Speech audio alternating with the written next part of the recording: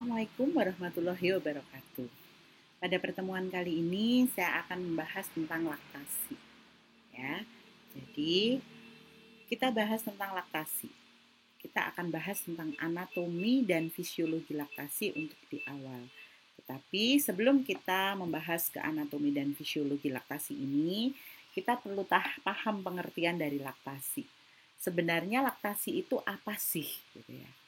Jadi ruang laktasi kadang kan ada seperti itu ya. Nah, laktasi ini adalah suatu proses produksi dan pengeluaran ASI. Jadi oleh siapa? Oleh payudara karena payudara itu memproduksi dan mengeluarkan ASI. Jadi aktivitas di payudara ini keduanya pada saat memproduksi dan saat pengeluaran itu harus berjalan dengan baik. Terus kemudian menyusui itu akan berhasil, ya. Menyusui akan berhasil. Jadi proses produksi dan pengeluaran ASI sampai ke bayi yang dinamakan menyusui ini akan berhasil karena dipengaruhi oleh status kesehatan ibu dan bayi. Tentunya kesehatan ibu dan bayi harus sehat untuk dapat melakukan proses ini dengan baik. Kemudian status gizi ibu karena pengaruhnya dengan kandungan dan juga produksi ASINya. Kemudian perilaku menyusui. Wah, ini ternyata penting sekali, terutama di sini psikologisnya.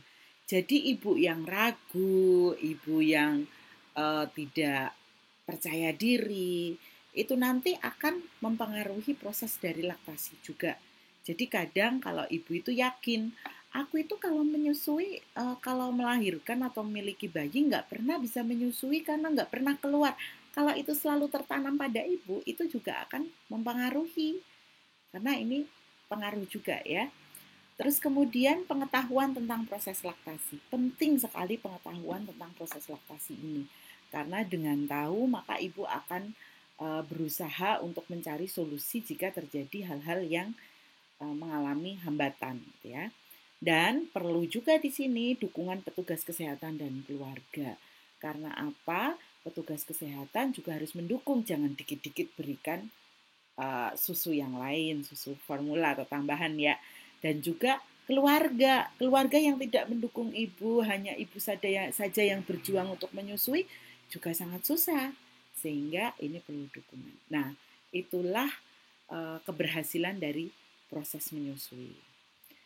Nah, di sini kita akan bahas anatomi payudara, fisiologi laktasi, refleks hisapan bayi, dan kebutuhan ASI. Anatomi payudara nanti ada sel dan jaringan payudara, fisiologi laktasi ada prolaktin dan oksitosin, kemudian rotting, sucking, dan swallowing. Jadi ini adalah refleks hisapan bayi dan kebutuhan ASI. Nah, yang perlu kita pahami di sini adalah 3 hal penting dalam menyusui, yaitu yang pertama adalah kontak kulit dengan kulit. Ternyata pengaruh sekali. Ini secara psikologis ya. Jadi jangan disepelekan. Bukan berarti minum ASI perah itu lebih baik. Boleh ada minum ASI perah, cuman proses menyusui ini itu juga harus diperhatikan dan menjadi hal yang penting, gitu ya. Jadi kontak kulit dengan kulit ini sangat penting. Terus kemudian payudara yang memproduksi dan mengeluarkan ASI. Ingat, payudara itu yang mengalami proses laktasi karena dia yang memproduksi dan dia yang mengeluarkan ASI. Juga bayi yang dapat mengeluarkan ASI. Karena apa? Bayi itu merupakan punya refleks. Nah, refleks itulah yang penting untuk proses menyusui. Di sini air susu ya. Jadi setiap mamalia itu kan suatu spesies ya mamalia ini pasti menyusui. Nah, manusia juga mamalia ya. Ya, karena ada proses menyusui, mengeluarkan produksi ASI. Dan ternyata air susu ini juga menjamin pertumbuhan optimal untuk manfaat dan semuanya. Silahkan nanti bisa ASI ya, manfaat ASI. Silahkan nanti cek untuk video-video yang lain. Kemudian payudara. Di sini kelenjar kita harus memahami payudara. Kita semua punya payudara ya, para wanita. Nah, kita harus pahami payudara ini kelenjar di bawah kulit, di atas rongga dada ya. Jadi adalah kelenjar yang ada di bawah kulit, ya kan ditutupi oleh kulit ya, dan di atas rongga dada. Kecuali kalau payudaranya sudah ke bawah, itu ya, itu bisa di bawah rongga dada. Nah, payudara ini beratnya kira-kira 200 gram, yang umumnya di kiri itu akan lebih besar. Terus pada saat hamil itu ada 600 gram kurang lebih beratnya, dan saat menyusui akan lebih besar lagi karena ada produksi ASI. Di situ kira-kira 800 gram. Nah, kita lihat anatomi payudara. Ukuran payudara itu tidak ada korelasinya dengan kapasitas untuk produksi ASI. Jadi, payudara kecil atau payudara besar, ukurannya itu sama untuk produksi ASI.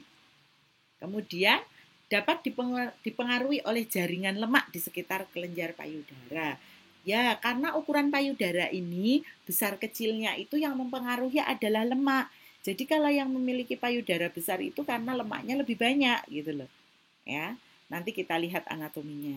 Terus bentuk luar payudara yang terlihat dari bentuk luar payudara yang kita lihat di sini adalah ada areola. Areola ini adalah bagian berwarna gelap sekitar puting payudara. Ini adalah areola. Terus kemudian puting. Nih ada ujung-ujung saraf sensoris ya.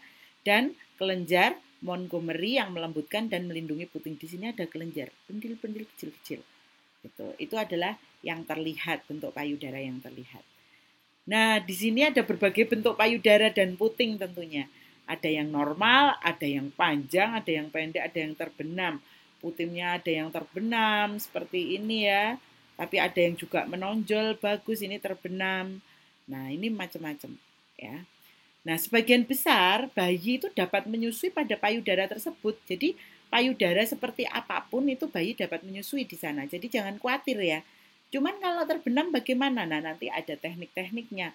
Mungkin bisa cek di video-video selanjutnya untuk masalah-masalah tentang pemberian ASI. Nih, kita lihat anatomi payudara bagian dalam. Nah, ini terdiri dari jaringan ikat dan lemak memberi bentuk payudara. Jadi ini ada jaringan ikat dan lemak di sini ya, membentuk bentuk payudara dan juga akan menjadikan besar kecilnya payudara di sini ya. Terus kemudian ini ada pembuluh darah, yaitu arteri mamari interna atau arteri thoracalis lateralis. Nih ada pembuluh darah di sini. Pembuluh darah itu di dalamnya itu ada hormon estrogen, hormon progesteron, pembuluh darah juga untuk hormon-hormon prolaktin, oksitosin, karena kan hormon kan lewat pembuluh darah ya. Nah, ada juga di sini hormon estrogen itu yang merangsang untuk pertumbuhan duktus dan juga hormon progesteron untuk merangsang pertumbuhan sistem kelenjar. Di sini juga ada saraf-saraf ya. Ada percabangan saraf interkostal ke 456 karena bila putus ini sensasi pada puting dan areola akan hilang. Ya. Terus ada saraf otonom, inervasi areola dan puting. Yang ini sebagai pengaruh sekresi prolaktin dan oksitosin. Jadi nanti ini sistem saraf otonom ini yang kaitannya akan mempengaruhi sekresi prolaktin dan oksitosin karena kaitannya rangsangan ya. Terus ada juga kelenjar getah bening. Kelenjar getah bening di sini ada aliran limfe terutama ke kelenjar aksila atau ke kelenjar ketiak dan kelenjar parastermal di sepanjang arteria torakal. Jadi ada di belakang sini ya. Internalis dalam rongga dada itu ada kelenjar getah beningnya ya di dalam payudara juga. Nah, ini anatomi payudara bagian dalam. Parenkim atau bagian payudara yang fungsional. Di sini tadi kalau bagian luar seperti apa, kalau ini adalah bagian dalam yang terdiri dari alveoli dan sistem ductus, yang mana alveoli sebagai tempat produksi ASI yang akan masuk ke lobulus, lobus, dan di situ dikelilingi oleh pembuluh darah dan otot polos yang akan berkontraksi ya, mengeluarkan produksi ASI. Kemudian masuk ke dalam ductuli, masuk ke dalam ductus, kemudian keluar melalui puting payudara. Itu adalah proses di parenkim. Nah, kita lihat anatomi payudara manusia yang berhubungan dengan laktasi. Nah, ini adalah ductus. Terus kemudian ini adalah lobulus yang memproduksi ASI. Kemudian C ini adalah bagian dari duktus yang berdilatasi, jadi nanti ASI-nya berkumpul di sini. Makanya nanti ada teknis bagaimana cara mengeluarkan mengeluarkan ASI ya. Tidak diputing, karena kalau diputing ini hanya saluran, tapi kita harus menekan bagian duktus yang berdilatasi gitu. Terus di sini ada puting payudara. Kemudian terus ada jaringan lemak. Ini jaringan lemak ini yang membuat bentuk payudara bisa dia besar atau kecil. Terus ada otot pectoralis major. Sini ototnya pectoralis major dan dinding dada rangka iga yang tadi dijelaskan ada saraf-sarafnya ke sana ya. Terus di sini ada penjelasan tentang duktus. Yang mana di duktus ini ada sel duktus. Nih kecil sekali. Terus ada membran basalis, terus kemudian ada lumen. Kemudian fisiologi laktasi. Yang pertama dalam fisiologi laktasi ini ada pembentukan payudara. Jadi payudara itu sudah terbentuk dari janin. Ya. Saat janin itu telah terbentuk alveoli. Ya, tadi yang alveoli tadi. Neonatus kadang-kadang terdapat galaktorea atau cairan seperti kolostrum akibat hormon prolaktin dalam sirkulasi darah. Makanya pada neonatus, bayi baru lahir kadang, Bu, kok bayinya keluar ASI? Karena ada galaktorea, proses galaktorea di sini. Karena adanya hormon prolaktasi dalam sirkulasi darah bayi. Nah, ini nggak apa-apa.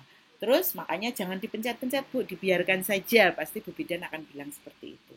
Terus pada masa pubertas itu meliputi proses organogenesis dan produksi ASI. Jadi pada masa pubertas ini mulai payudaranya mulai berkembang ya. Terus pada saat kehamilan ya, ini terjadi pertumbuhan yang lengkap dari semua sistem dalam payudara. Itu adalah pembentukan payudara. Nah, setelah ada pembentukan payudara mulai dari bayi tadi atau dalam kandungan ya. Kemudian ada siklus laktasi. Yang pertama ada laktogenesis stadium 1, laktogenesis stadium 2, laktogenesis stadium 3. Terus kemudian involusi ini 40 hari setelah berhenti menyusui. Involusi itu 40 hari setelah berhenti menyusui itu pada saat penyapihan, setelah penyapihan selesai ya. Nah, laktogenesis stadium 1 ini pada awal atau pertengahan kehamilan, yaitu penambahan dan pembesaran alveoli, lobulus, dan duktus. Kemudian di stadium 2 itu di akhir kehamilan atau pasca persalinan hari ke-2 sampai 3 hari, ada estrogen dan progesteron yang turun drastis, akhirnya prolaktin itu menjadi yang dominan, yang paling banyak untuk mengeluarkan atau untuk memproduksi ASI atau sekresi ASI. Nah, sehingga proses yang sangat mempengaruhi proses ini, laktogenesis ini adalah salah satunya program inisiasi menyusu dini. Jadi 1 jam setelah, jadi bayi itu setelah lahir langsung ditaruh di atas perut ibu selama 1 jam untuk proses IMD, karena ini juga sebagai siklus laktasi. Terus laktogenesis stadium 3 adalah sekresi ASI yang dipertahankan selama bayi itu menyusu. Nih, ya, jadi sampai 2 tahun mungkin, atau ada yang sampai 2,5 tahun ya. Terus kemudian ada proses involusi atau penyapihan di sini. Nah, fisiologi laktasi. Kita bahas fisiologi laktasi, yang mana produksi ASI ini tergantung pada kerja hormon dan refleks menyusui. Saat hamil, ini terjadi pelepasan hormon estrogen dan progesteron oleh korpus luteum yang merangsang adenopoiesis untuk meningkatkan sintesis dan pelepasan prolaktin ke peredaran darah. Hormon estrogen dan progesteron bersama hormon human placenta lactogen HPL dan juga HCG itu mempengaruhi pembentukan ductus, lobulus, serta alveolus payudara. Saat hamil, HPL, estrogen, progesteron itu merangsang hipotalamus yang mensekresi prolaktin inhibitor faktor sehingga akan menghambat kerja adenopoiesis sehingga tidak terproduksilah ASI. Tetapi setelah melahirkan, prolaktin yang disekresi itu disekresi oleh adenopoiesis, dan oksitosin itu kan juga ada pada saat persalinan ya. Itu oleh neuropoiesis karena adanya hisapan bayi pada saat mulai IMD dan selanjutnya, sehingga terjadilah produksi ASI dan pengeluaran ASI. Itu adalah fisiologi laktasi. Nah, hormon yang pengaruh di sini adalah prolaktin, yang mana kita tahu prolaktin mulai dari hipotalamus, hipofisis, menuju ke aliran darah dengan organ target yaitu payudara, yang mana di sini ada rangsangan sensorik dari puting susu berupa bayi menyusu yang akan mempengaruhi alveoli, ya, dengan adanya hormon prolaktin untuk memproduksi ASI, dan juga rangsangan bayi menyusu akan mempengaruhi si alveoli yang ada di payudara untuk melakukan produksi ASI. Nah, ternyata saat memproduksi ASI dengan pengaruh hormon prolaktin, di situ juga ada hormon yang lain juga ya. Misalkan ada hormon-hormon relaksasi ya, yang dapat merelaksasi sehingga pada ibu menyusui itu membuat mengantuk dan rileks. Nah, kadarnya tinggi dalam 2 jam pertama pasca kelahiran dan juga pada malam hari. Makanya produksi ASI itu di malam hari itu banyak sekali. Terus oksitosin di sini, selain prolaktin untuk memproduksi ASI, oksitosin itu untuk merangsang ya, merangsang kontraksi otot di sekitar alveoli tadi yang karena pengaruh hormon prolaktin untuk memproduksi ASI itu dikeluarkan ya, karena ada pengaruh hormon oksitosin dalam aliran darah. Oksitosin di sini yang masuk ke payudara, organ targetnya juga. Oksitosin ini kan untuk kontraksi ya, dalam persalinan itu juga dibutuhkan oksitosin, yaitu untuk kontraksi ya, sehingga bayi lahir. Ternyata pada saat menyusui ini juga dibentuk oksitosin dan fungsinya sama, karena hormon oksitosin ini fungsinya bisa ke uterus, organ targetnya pada saat kehamilan, dan juga pada saat payudara untuk proses menyusui. Nah, masuk ke oksitosin tersebut masuk ke payudara, akan bayi ditambah dengan bayi menyusu, ada refleks oksitosin, mempengaruhi juga letdown reflex dan milk ejection reflex yang akan merangsang sensorik dari puting ini dan menyebabkan kontraksi otot di sekitar alveoli sehingga ASI itu mengalir. Karena oksitosin ini membuat rahim kontraksi dan membuat payudara ikut juga berkontraksi. Makanya kenapa pada oksitosin ini banyak sekali pada saat kenapa pada saat proses persalinan itu juga ada rangsang puting susu pada kala 2 atau proses persalinan nantinya. Karena ini juga untuk merangsang salah satu hormon namanya adalah hormon oksitosin. Tanda refleks oksitosin, di sini ada nyeri akibat kontraksi rahim, mendadak timbul rasa haus, ASI yang tiba-tiba keluar, muncrat ya, walau bayi itu tidak menyusu pada bayi sebelahnya, itu kadang kan kalau menyusui seperti itu, dan payudara kayak ada terasa diperas gitu, tapi ini memang tidak selalu ada. Itu tanda-tandanya refleks oksitosin. Kemudian kontrol produksi ASI oleh bayi. Nah, ternyata hisapan bayi pada puting ini tidak efektif apabila puting itu cenderung lecet. Nah, di sini makanya posisi dan perlekatan harus benar. Ya, nanti silahkan kita belajar posisi dan perlekatan bayi yang ada di dalam video selanjutnya. Terus refleks hisap bayi akan mempengaruhi hormon prolaktin dan oksitosin tadi yang sudah saya jelaskan. Terus kemudian di sini juga jumlah ASI yang diproduksi itu tergantung pada rutinitas bayi menyusu dengan posisi dan perlekatan bayi yang benar. Kenapa seperti ini? Jadi semakin bayi itu menyusu dengan sering, maka produksi ASI juga akan semakin banyak. Makanya kalau sampai bayi itu diberikan susu formula, otomatis proses menyusui akan berkurang sehingga ASI-nya itu juga akan berkurang juga, sehingga perlunya terus menyusui bayi. Nah, ini yang tidak kalah penting adalah refleks penting dalam mekanisme hisapan bayi. Ada refleks penting yaitu rotting refleks, sucking refleks, dan swallowing refleks. Yang mana rotting refleks itu adalah ketika payudara itu menyentuh bibir bayi. Nah, bayi pasti akan segera membuka mulut dan berusaha menangkapnya. Dia akan mencari payudara itu ya. Terus kemudian sucking refleks. Di sini bila langit-langit bayi tersentuh, bayi akan otomatis menghisap sebagian besar areola masuk ke dalam mulut bayi. Terus kemudian swallowing refleks di sini adalah menelan. Jadi kalau mulut bayi itu penuh dengan ASI, makanya di sini sudah otomatis ada proses menelan.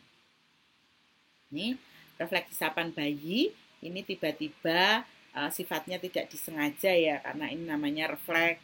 Nah, ini terjadi mulai dari sejak bayi lahir, yaitu refleks mencari atau rooting refleks, menemukan payudara ini. Pada usia 4 bulan biasanya gerakan ini akan hilang karena bayi sudah mendapatkan puting susu dengan mudah ya, tanpa kesulitan lagi mencari. Tapi kalau pada saat kan sudah bisa melihat ya. Tapi kalau pada bayi baru lahir itu kan belum bisa melihat, kadang cuma bayang-bayang, sehingga di sini ada refleks namanya rooting refleks. Kemudian refleks kedua adalah sucking refleks atau menghisap, yang mana refleks ini tuh membantu bayi untuk menghisap puting untuk mendapatkan ASI. Nah, ketika bagian atas atau langit-langit mulut bayi disentuh, bayi itu akan mulai menghisap.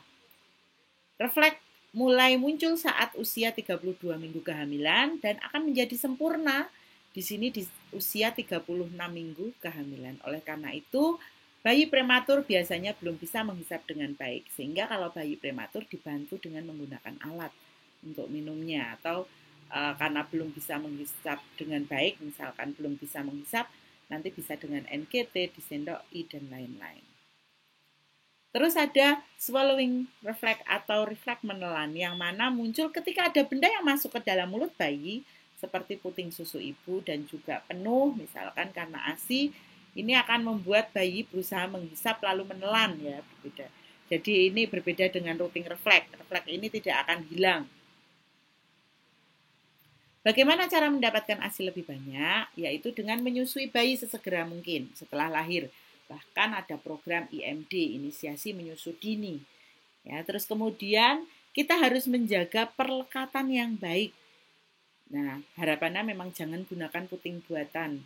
Ini biar ini adalah suatu proses belajar ibu dan bayinya di awal-awal masa nifas. Terus kemudian menyusui eksklusif yaitu 6 bulan. Ya, eksklusif 6 bulan yang kemudian diberikan MPASI dan tetap menyusui sampai dengan 2 tahun. Kemudian berikan ASI sesuai dengan keinginan bayi.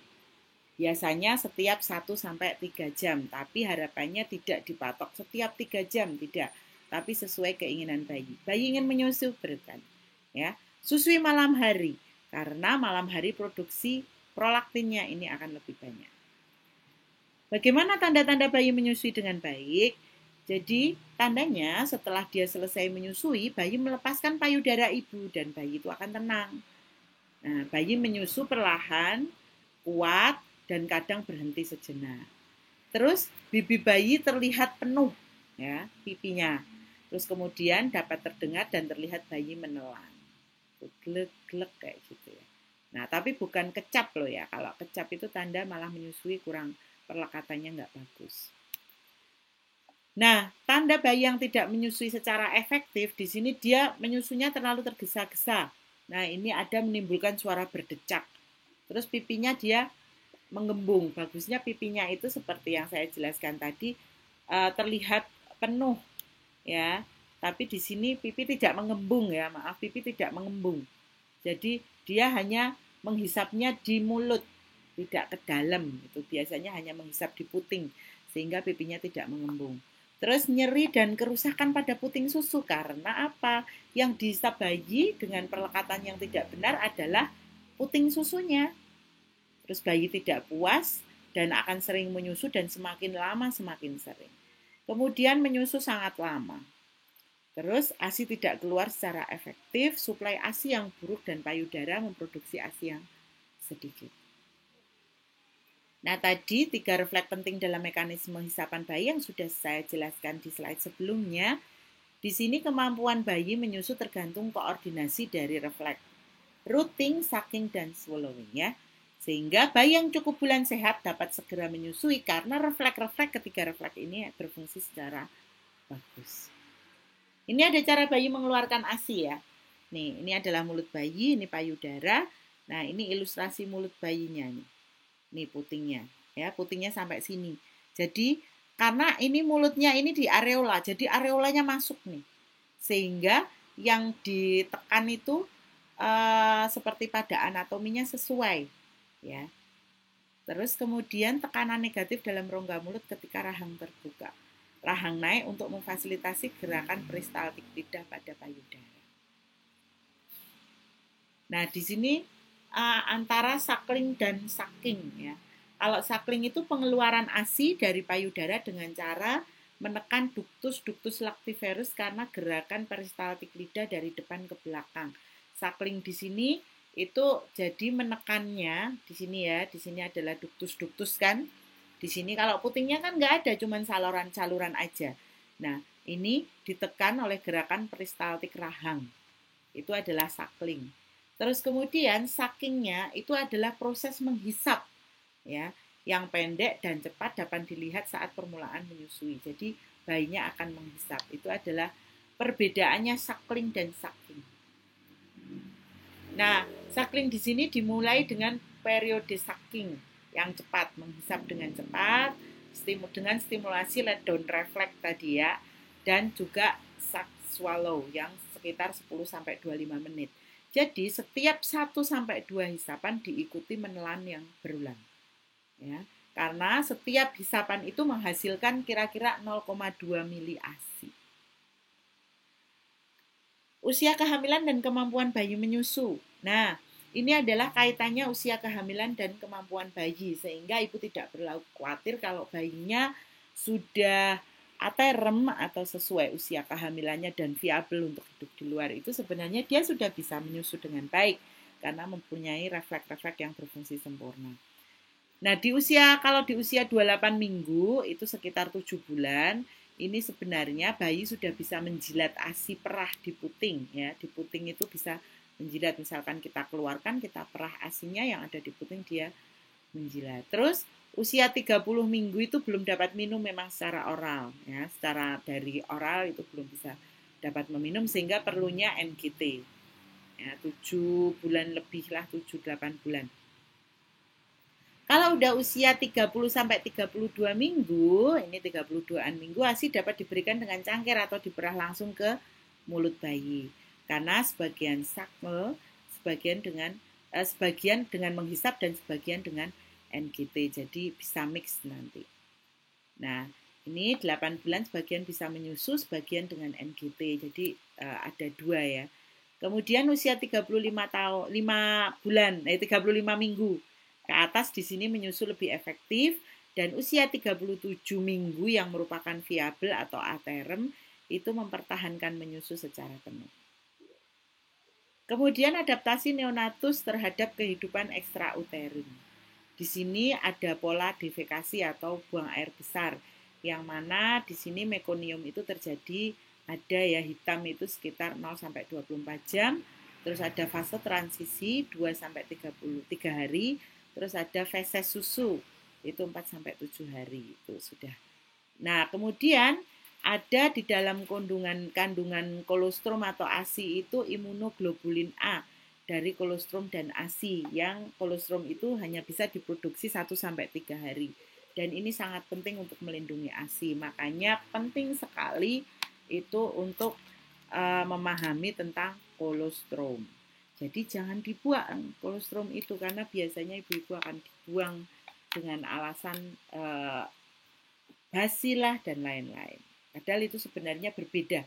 Yang ada hanya di 1-3 hari pasca persalinan.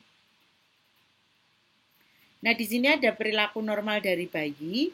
Minum itu 4-6 kali pada 24 jam pertama. Kalau dia sudah 2 hari, lebih dari 4 kali. Tapi kalau dia sudah 72 jam, ini ya, jadi sekitar 3 hari, itu tidak dibatasi, bisa 8-12 kali. Tapi kalau sudah bayi agak besar ya, lebih dari 96 jam ya, berapa hari ini berarti? 4 hari tidak dibatasi lebih dari bisa 8 sampai 12 kali.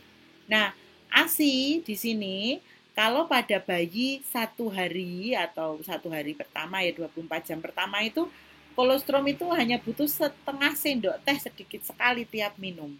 Ya, tapi berkali-kali memang 4 sampai 6 kali.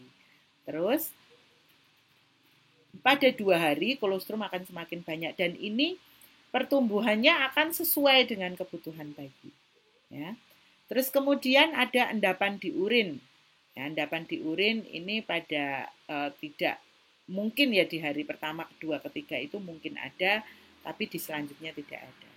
Terus ini fesesnya mekonium hijau hitam pekat pada hari ke-1. Kemudian dia akan berubah mekoniumnya itu dari hitam itu ke hijau ya, hijau kehitaman mulai kecoklatan sampai akhirnya dia kuning fesesnya. Nah, kita perlu mengetahui kapasitas lambung bayi karena untuk mengetahui kebutuhan minum per hari. Yang mana usia 1 hari itu hanya 30 mili loh ya kebutuhannya. Sedikit sekali kan 30 mili. Kemudian karena lambungnya itu hanya sebesar kelereng, hari pertama itu 5 sampai 7 mili nih. Sehingga seharinya itu hanya butuh sekitar 30 mili. Hari ketiga sudah mulai bola bekel ya ini ya. Terus ini mulai bola agak besar lagi untuk 7 hari. Di sini volumenya 45 sampai 60. Nah, di sini kita harus tahu kira-kira kebutuhan perharinya berapa. Perharinya kalau usia 1 minggu itu 300 sampai 400 mili per hari. Nah, kan tadi berkali-kali minumnya, bisa sampai 12 kali. Jadi sekali minum cuma sedikit sekali. Terus usia 1 bulan itu 750 sampai 1050 mili. Stabil sampai usia 6 bulan. Setelah MPASI, maka kebutuhan ini akan berkurang karena sudah ada makanan pendamping ASI. Nah, tanda yang dapat dipercaya bahwa bayi itu mendapatkan cukup ASI itu apa? Urin. Jadi bayi itu buang air kecil setelah hari kedua itu lebih dari 6 kali dalam 24 jam. Dilihat dari mana ya? Ganti popoknya kan. Makanya kalau bayi baru lahir ya harapannya pakai popok aja biar tahu berapa kali dia pipisnya. Terus juga bisa dilihat dari kenaikan berat badan itu yang mana ada 500 gram per bulan atau di situ ada kenaikan berat badan minimal yang KBM ya yang dilihat pada KMS ya. Sehingga penting sekali ibu-ibu akan diingatkan ya untuk mengetahui tanda-tanda ini. Ya, sehingga ibu dapat melakukan proses laktasi menyusui ini dengan benar. Nah, ini ada kita harus mengikuti grafik ini untuk laki-laki dan untuk perempuan. Baik, terima kasih. Berikut adalah penjelasan tentang laktasi.